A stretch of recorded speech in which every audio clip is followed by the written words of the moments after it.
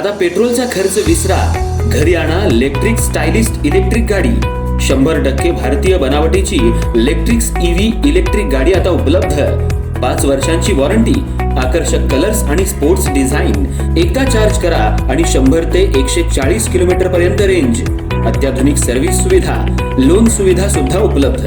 आजच भेट द्या साई मोटर्स, किसान चौक, इचलकरंजी. संपर्क 93 73 27 57 52 किंवा 0230 299 77 66. नो पेट्रोल नो टेन्शन, इलेक्ट्रिकचा स्मार्ट पर्याय.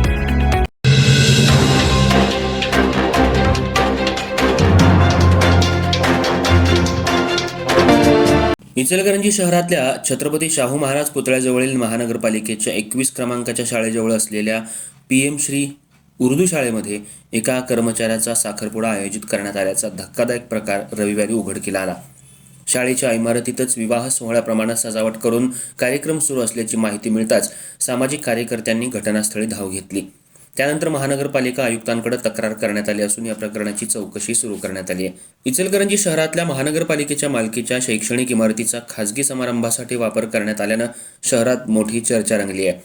छत्रपती शाहू महाराज पुतळ्याजवळील 21 क्रमांक शाळेजवळ असलेल्या PM श्री उर्दू शाळेत कार्यरत असलेल्या एका कर्मचाऱ्याचा साखरपुडा याच शाळेच्या परिसरात आयोजित करण्यात आला होता. कार्यक्रमासाठी शाळेच्या वर्गखोल्या आणि परिसराची लग्न समारंभाप्रमाणे सजावट करण्यात आली होती.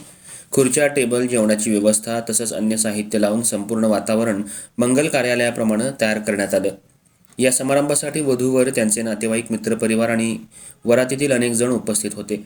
विशेष म्हणजे शाळेतील मुख्याध्यापक आणि काही शिक्षकही या कार्यक्रमात उपस्थित असल्याची माहिती समोर आली आहे. या प्रकाराची माहिती सामाजिक कार्यकर्ते संतोष हत्तीकर, संतोष कांदेकर आणि आदित्य गवळी यांना मिळाल्यानंतर त्यांनी तातडीनं शाळेत जाऊन संबंधितांना जाब विचारला. महानगरपालिकेच्या शाळेत खाजगी साखरपुडा किंवा विवाह सोहळा कसा आयोजित केला जाऊ शकतो, असा सवाल त्यांनी उपस्थित केला. कार्यकर्त्यांच्या उपस्थितीत कार्यक्रमस्थळी काही काळ गोंधळाचं वातावरण निर्माण झालं.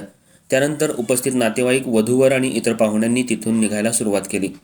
यानंतर सामाजिक कार्यकर्त्यांनी महानगरपालिका आयुक्तांकडे या प्रकाराची लेखी तक्रार केली.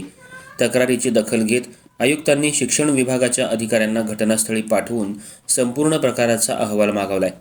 प्राथमिक चौकशीनंतर संबंधितांवर नियमानुसार कारवाई केली जाईल असं प्रशासनाकडून सांगण्यात आलंय. दरम्यान शाळेच्या मुख्याध्यापकांनी संबंधित महिला कर्मचारी आर्थिकदृष्ट्या दुर्बल असल्यानं मानवतावादी दृष्टिकोनातून रविवारी शाळेत साखरपुडा आयोजित करायला मदत केल्याचं स्पष्टीकरण दिल्याची माहिती आहे.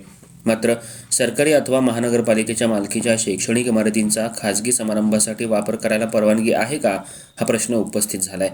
या घटनेमुळे इचलकरंजी शहरात खळबळ उडाली असून चौकशी अहवालानंतर प्रशासन कोणती कारवाई करतं याकडे मात्र नागरिकांचं लक्ष लागलंय.